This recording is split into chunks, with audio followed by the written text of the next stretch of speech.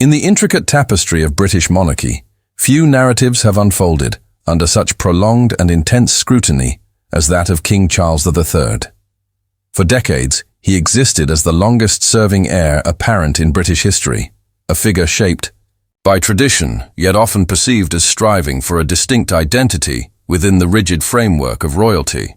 Now, ascending the throne at an age when many contemplate retirement, his reign inevitably invites reflection on a life lived largely in the public eye, marked by unique educational precedents, dedicated military service, pioneering charitable work, and profoundly complex personal relationships that captivated and often polarized global opinion. As the sovereign, statements acknowledging the need to understand historical perspectives, including lingering inequalities and injustices, carry new weight, prompting a closer examination of the experiences and choices that have defined the man who now wears the crown, particularly revelations concerning his personal life that have emerged over his 75 years. Charles Philip Arthur George entered the world on November 14, 1948, within the historic confines of Buckingham Palace. His arrival occurred during the reign of his grandfather, King George VI, a period still recovering from the shadows of global conflict. His mother, then styled Princess Elizabeth, Duchess of Edinburgh, and his father, Prince Philip, Duke of Edinburgh, welcomed their firstborn, delivered via caesarean section. This birth marked the beginning of a new generation for the Windsors, soon to be expanded by the arrival of Charles's three younger siblings, Princess Anne in 1950, Prince Andrew in 1960, and Prince Edward in 1964. The defining moment of his young life arrived abruptly on February 6, 1952. The death of King George VI instantly transformed his mother into Queen Elizabeth II, and simultaneously, 3-year-old Charles became the heir apparent to the British throne. This succession automatically bestowed upon him a portfolio of ancient titles deeply embedded in the histories of England and Scotland, including Duke of Cornwall and Duke of Rothesay, Earl of Carrick, Baron of Renfrew, Lord of the Isles, and Prince and Great Steward of Scotland. The following year, in 1953, a young Charles witnessed the majestic spectacle of his mother's coronation at Westminster Abbey, a profound ceremony that formally inaugurated her extraordinarily long reign and solidified his position as the future king. Breaking significantly with centuries of royal precedent, Charles's formal education began not solely within palace walls, but extended into the public sphere. Initially guided by a governess, Catherine Peebles, he transitioned in 1956 to Hill House School in West London. This decision made him the first heir to the British throne to attend a conventional school rather than receive exclusively private tutoring. The school's founder and headmaster reportedly emphasized treating him like any other pupil, encouraging his participation in activities such as football without affording him special privileges.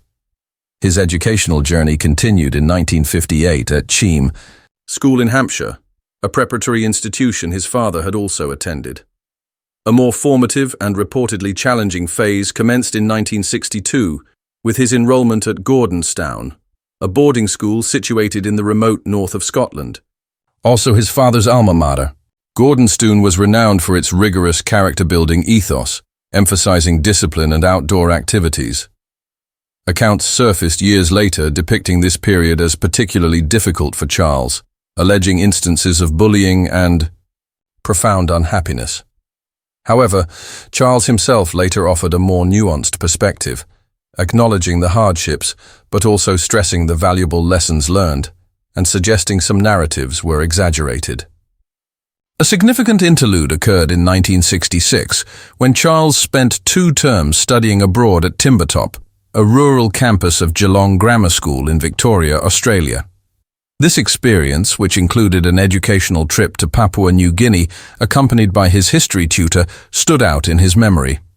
He would later describe his time in Australia as the most enjoyable part of his entire education. Upon returning to Gordonstoun, he assumed the role of head boy, mirroring his father's achievement. He successfully completed his secondary schooling.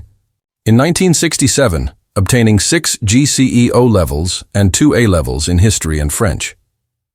Deviating again from the expected path of immediate military enlistment often taken by male royals, Charles pursued higher education.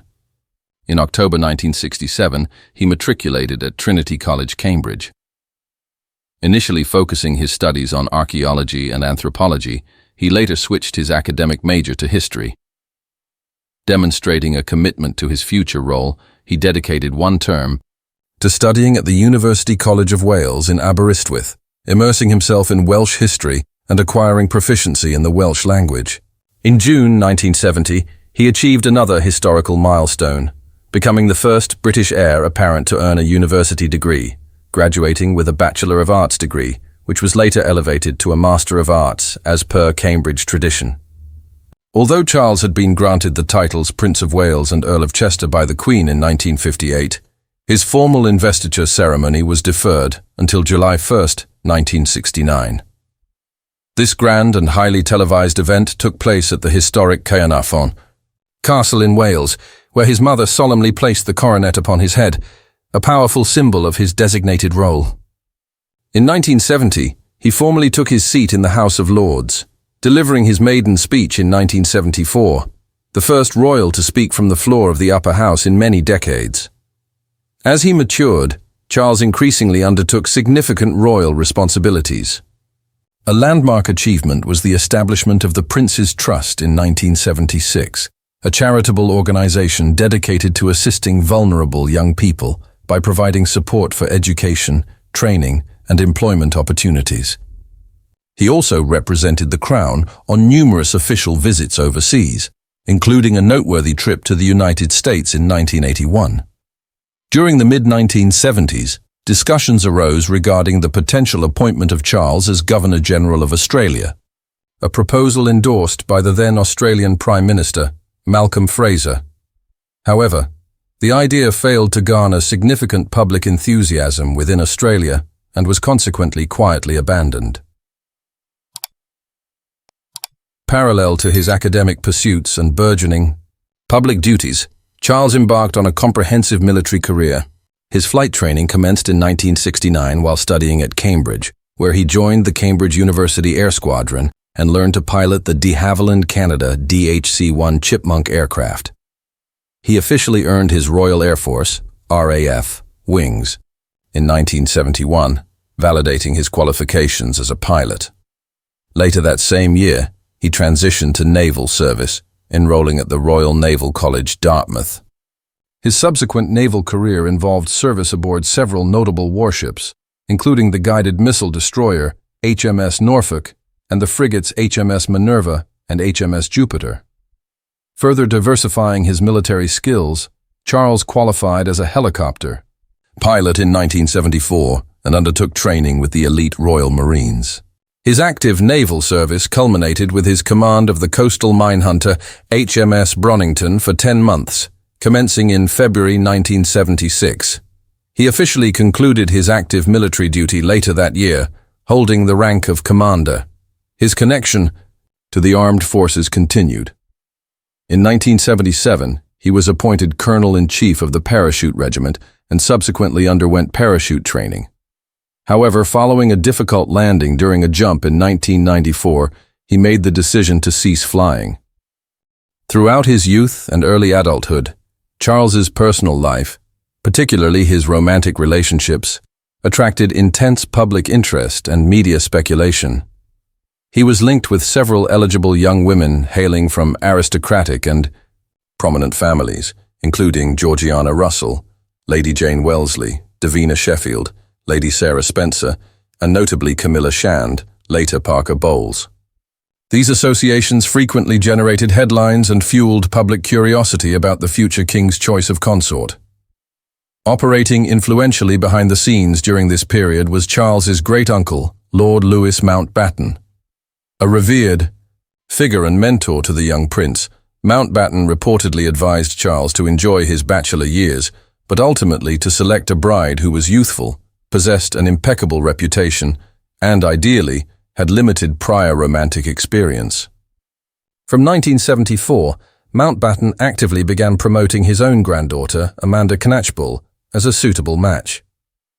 Charles expressed reciprocal interest, and communicated with Amanda's mother, who was also his godmother, Lady Brabourne. While Lady Brabourne responded favorably, she felt Amanda was too young for serious courtship at that time. Several years later, in 1980, Mountbatten proposed that he and Amanda accompany Charles on an official tour of India.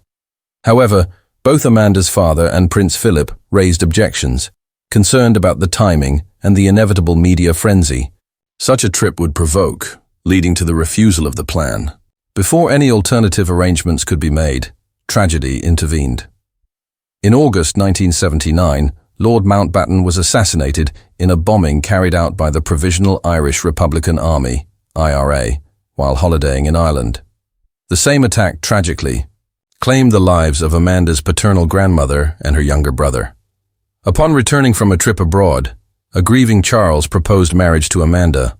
However, still deeply affected by her profound personal losses, she declined, reportedly feeling unprepared to embrace the immense pressures and demands of joining the royal family. This refusal marked the poignant end of a potential union carefully orchestrated by family elders, steeped in tradition, and tragically disrupted by violence. Charles's life up to this point had been a complex navigation of duty, rigorous education, military discipline, overwhelming public expectation, and private emotional challenges, setting the stage for the next, highly scrutinized chapter of his personal life. The narrative surrounding Prince Charles's path to marriage took a pivotal turn, intertwined with figures already present in his social circle. In a 1981 interview, Charles himself recounted the circumstances of his very first encounter with Lady Diana Spencer. This initial meeting occurred not in a palace ballroom or at a formal event, but rather unexpectedly in the rustic setting of a ploughed field on the Spencer family's Althorpe estate in Northamptonshire in 1977. Diana, then a vibrant and youthful 16-year-old, possessed a playful charm and effervescent energy that immediately captured Charles's attention. At 29, Charles was considerably older, with a wealth of life experience that contrasted sharply with Diana's youth. The significant age difference of 12 years, while perhaps not overtly concerning at the moment of introduction, represented a potential dynamic that could later contribute to complexities in their relationship. Yet, in that initial, informal encounter, Charles was reportedly struck by her cheerful disposition and the memorable impression she made. Adding an unusual layer to this first meeting was the context. Charles was present at Althorpe not specifically to meet Diana, but as a guest of her older sister, Lady Sarah Spencer, whom he was dating at the time. It was during a shooting party hosted by Sarah that his path crossed with Diana's. Despite the intended focus of his visit being Sarah, Diana's presence seemingly diverted his attention, marking an unforeseen interaction that would eventually blossom into something far more significant.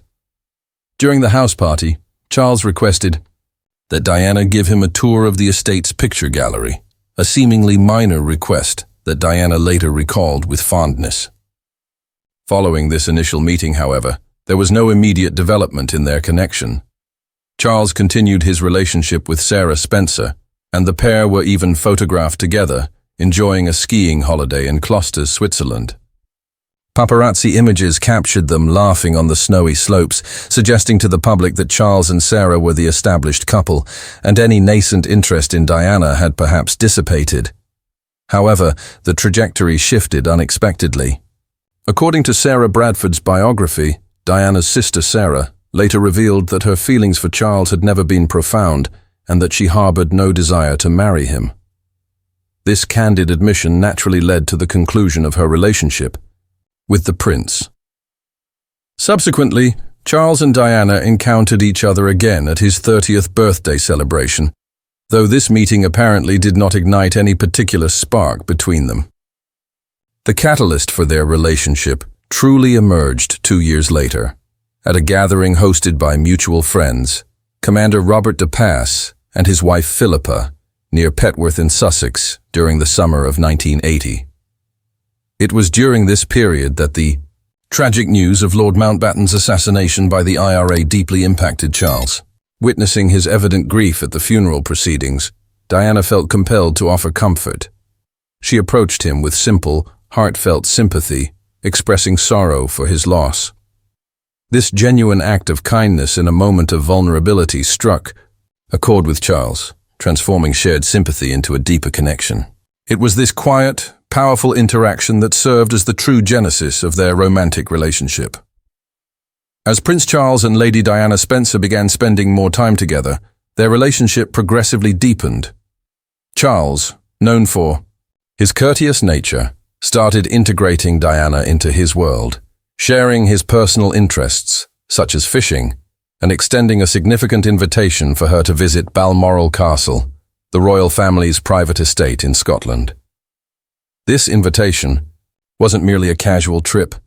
It signified a considerable step forward in their courtship, indicating that their bond was evolving beyond informality. Diana's presence at Balmoral effectively marked her entry into the royal sphere, a development that did not escape the notice of the public and the press. The momentum culminated relatively quickly, with the couple announcing their engagement just 6 months after their romance formally began. The official announcement was made on February 24, 1981, via a statement from the Lord Chancellor's office. While anticipated by many due to their increasing public appearances together, the news generated widespread excitement. Following the announcement, Diana participated in her first official television interview at Buckingham Palace. She spoke admiringly of Charles, clearly impressed by the heir to the throne. Charles, in turn, expressed his delight that Diana had accepted his proposal. The public narrative rapidly coalesced around a modern fairy tale, seemingly reinforced by the intimate nature of the proposal itself. Charles had reportedly chosen a quiet evening setting within Buckingham Palace to ask Diana for her hand in marriage, aiming for a meaningful and private moment. Following the engagement, Diana was thrust into an intense global spotlight. Her youth, elegance, perceived sweetness, and somewhat modest demeanor captivated the public imagination worldwide. Her background within the British aristocracy further cemented the perception that she was an ideal match for the future king. Demonstrating consideration, Charles embarked on a pre-planned royal tour to Australia and New Zealand shortly after the engagement, intending to give Diana space and time to reflect on the magnitude of her decision. However, Diana's acceptance had been immediate. She began preparations for her transition into royal life, moving from the shared Kensington apartment she occupied with friends into Clarence House. This period offered the public their first sustained look at Diana's emerging style, influencing fashion trends globally. Her clothing choices, her poise, and particularly her engagement ring, became subjects of intense fascination. The ring itself was distinctive. Crafted by the then crown jewelers, Garrard, it featured a striking 12-carat oval Ceylon sapphire, surrounded by 14 solitaire diamonds set in 18-carat white gold. Its design, reportedly chosen by Diana from a selection presented by Garrard, a departure from the custom of bespoke royal rings, was said to be inspired by a sapphire and diamond cluster brooch created for Queen Victoria. The ring quickly achieved iconic status. However, even amidst the celebratory atmosphere, subtle yet unsettling signs of potential discord emerged. During their official engagement interview, a seemingly straightforward question about their feelings elicited a response that would be endlessly analyzed later. When asked if they were in love, Diana replied with youthful confidence, "Of course." Charles's rejoinder, however, was notably ambiguous and detached. Whatever in love means. This remark, though perhaps intended lightly or philosophically, struck an awkward chord and offered the first public glimpse of a possible emotional disconnect between the pair. Years later, Andrew Morton's biography, Diana, Her True Story, revealed the profound anxieties and doubts Diana experienced in the lead-up to the wedding, struggles she kept concealed from the public. A particularly distressing incident occurred just days before the ceremony when Diana discovered a bracelet intended for Camilla Parker Bowles, a woman intrinsically linked to Charles's past. This discovery inflicted deep emotional pain and reportedly caused Diana to seriously question the impending marriage. For a brief period, she contemplated calling off the wedding entirely, but her sisters allegedly persuaded her to proceed, reminding her of the advanced stage of preparations and the immense public expectation. Her face was already adorning commemorative merchandise. The seemingly perfect facade was already showing internal fractures before the vows were even exchanged. As the wedding day loomed, Diana navigated a complex swirl of anticipation and apprehension. The evening prior was spent with her sisters, at Clarence House, ostensibly for a bridal shower, providing a moment of familial support amidst the mounting pressure. During that evening, a significant gesture arrived from Buckingham Palace, a gold signet ring emblazoned with the Prince of Wales's feathers, accompanied by a handwritten note from Charles.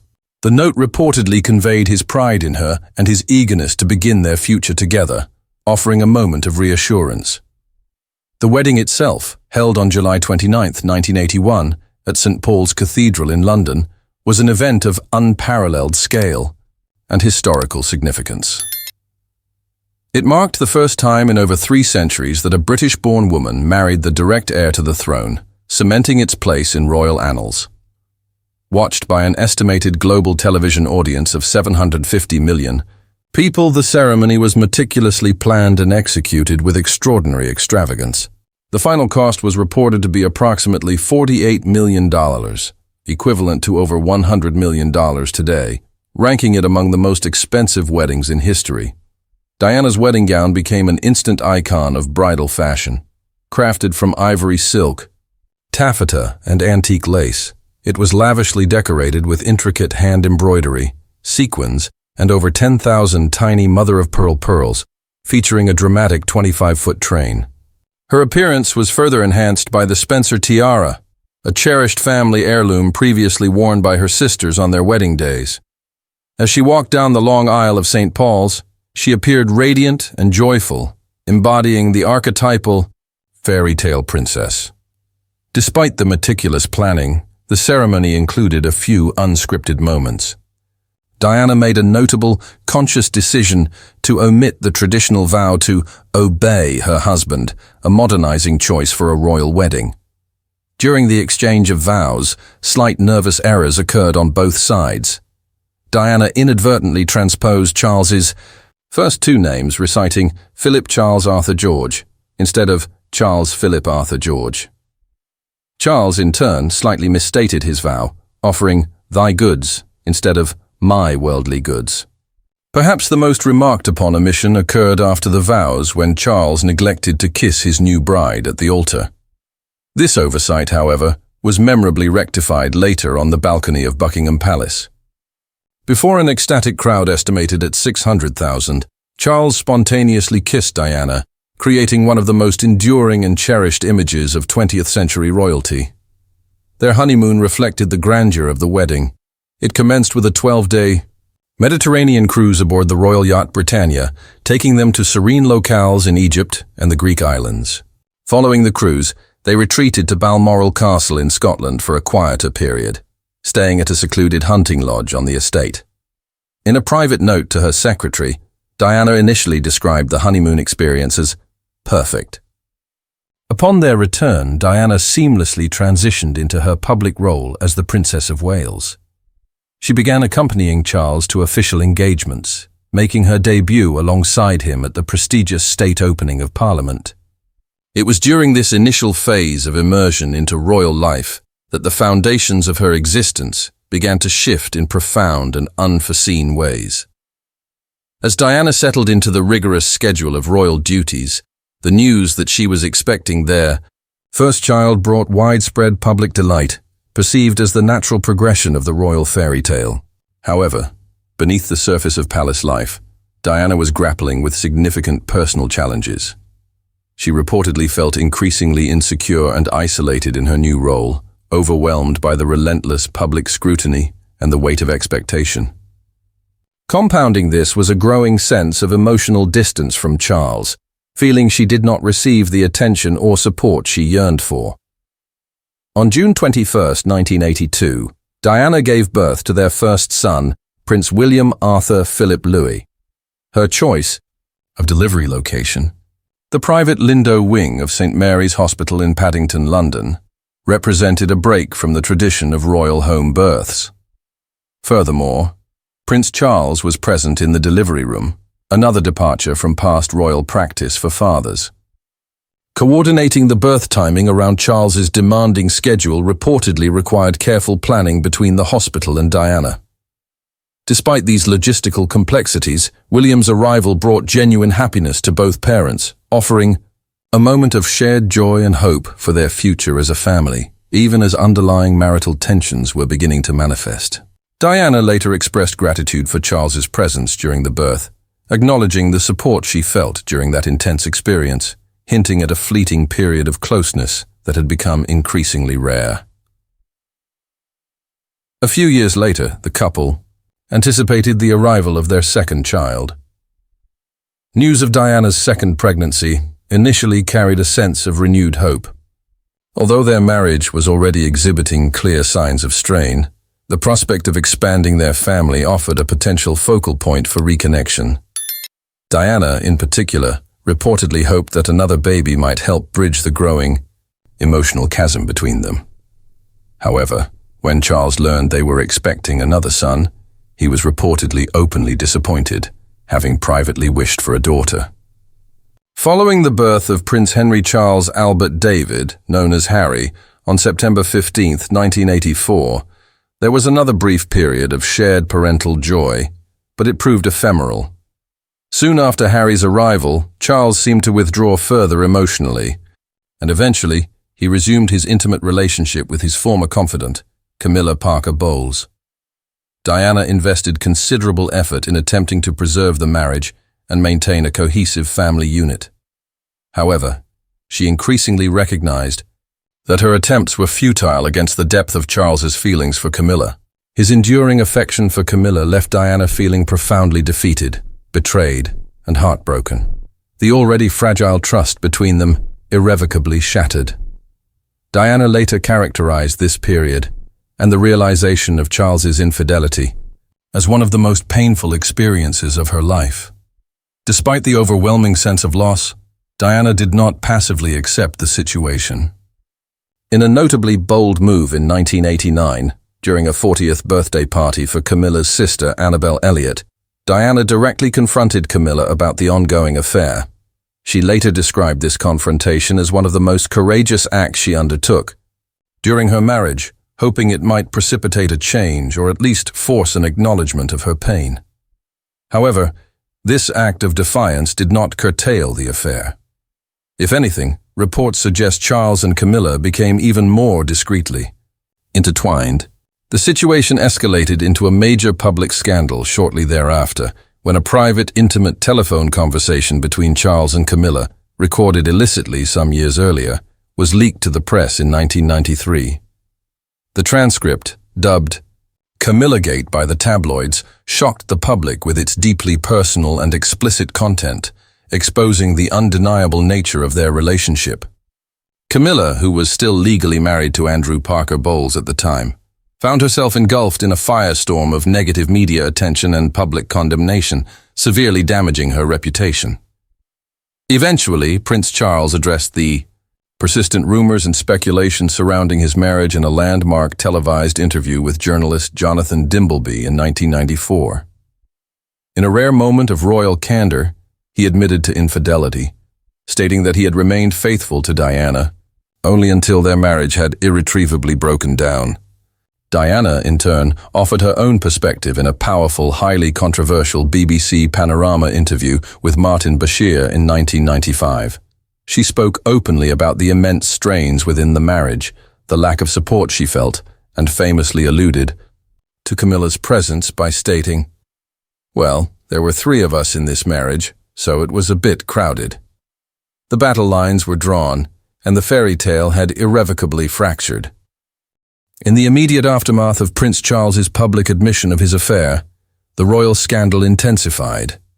The media frenzy reached new heights when Camilla and her husband, Andrew Parker Bowles, formally announced their intention to divorce in January 1995.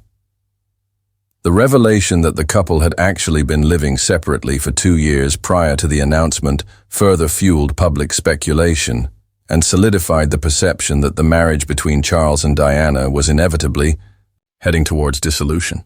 Amidst the relentless focus on Charles and Camilla, rumors concerning Diana's own private life began to surface and gain traction.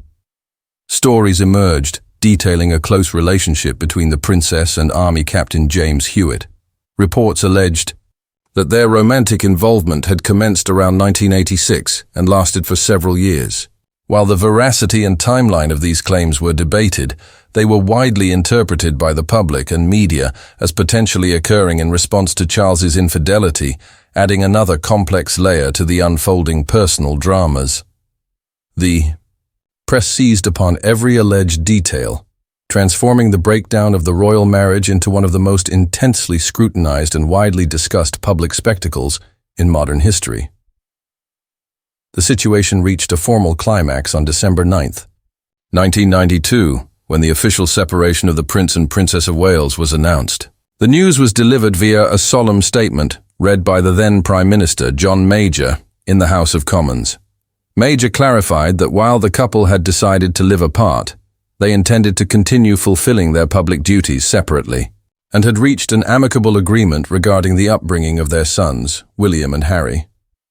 He also conveyed that the Queen and the Duke of Edinburgh supported the decision, acknowledging the sadness of the situation.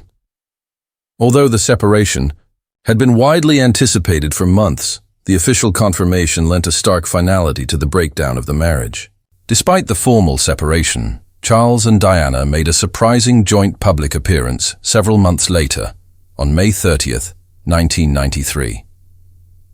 They attended an event commemorating the 50th anniversary of the Battle of the Atlantic, arriving together aboard the Royal Yacht Britannia, presenting smiles and an appearance of cordiality. Their presence side by side at the service held in Liverpool's Anglican Cathedral astonished onlookers and briefly ignited hopes among some segments of the public for a possible reconciliation. This appearance, however, proved to be a fleeting illusion of unity. Their final documented public appearance together occurred during the traditional royal family Christmas gathering at Sandringham on December 25, 1993, when Diana joined the walk to church. After this point, their paths diverged more distinctly. Diana channeled her energies increasingly into her humanitarian work, particularly her campaigns against landmines and supporting AIDS charities. Concurrently, she sought to enhance her public speaking abilities and build personal confidence, notably working with voice coach Peter Setterlin. Prince Charles, meanwhile, continued steadfastly with his extensive schedule of royal duties, representing the crown at numerous official engagements domestically and internationally, maintaining his image as a dedicated servant of the monarchy.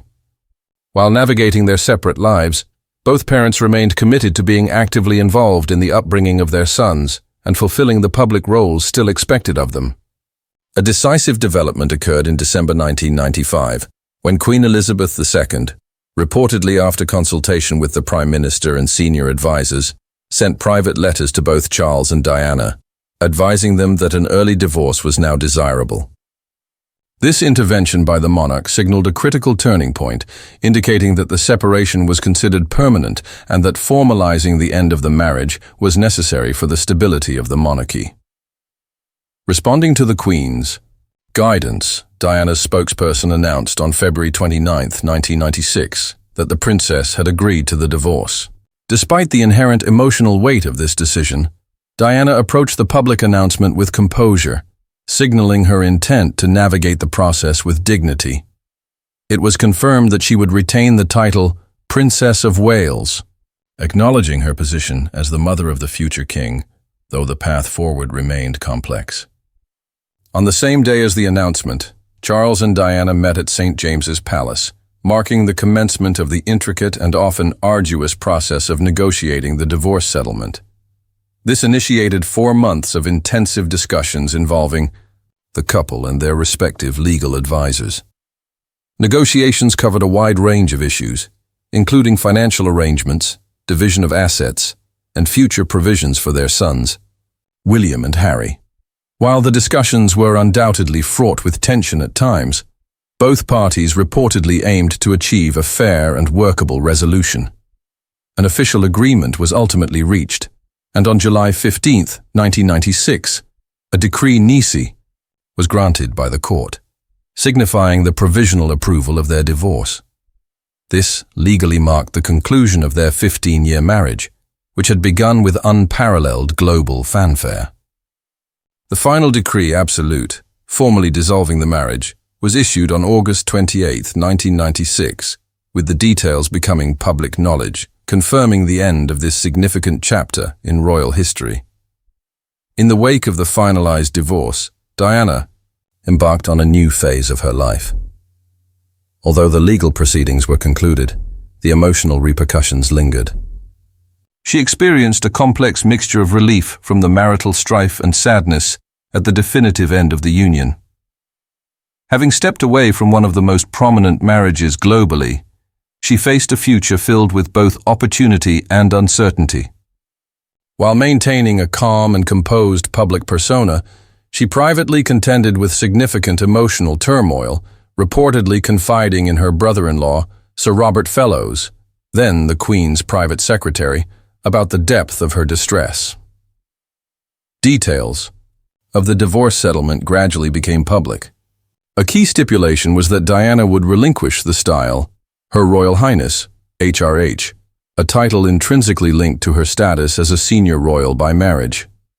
The retention of the title, Princess of Wales, allowed her to maintain a formal link to the monarchy. The removal of the HRH style was reportedly a point of contention. Charles was said to favor its removal, while the Queen apparently considered allowing Diana to retain it. But ultimately precedents dictated otherwise. Financially, the settlement provided Diana with substantial security. She received a significant lump sum payment reported to be around $17 million, approximately $22.5 million at the time, ensuring her financial independence. In addition, she was allocated an annual sum, estimated at $400,000, around $600,000, to fund the costs associated with maintaining her private office, which managed her extensive charitable activities and public correspondence. Diana was also permitted to retain her apartments at Kensington Palace as her primary residence, a place that had been her home for many years. She kept the jewelry acquired during her marriage and retained access privileges, allowing her to use royal air transport and state apartments at St. James's Palace for official or social functions when necessary. These provisions enabled her to continue her significant public work effectively, albeit no longer in an official capacity representing the crown.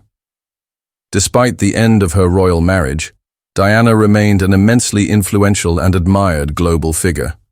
She dedicated herself with renewed vigor to the charitable causes she championed, embracing her independent life with noted courage and resilience. Her post-divorce journey became a narrative of personal transformation, as she forged her own distinct path, while inevitably still connected to the legacy of her royal past. Her story continuing to captivate the world through her compassion, style, and undeniable human connection.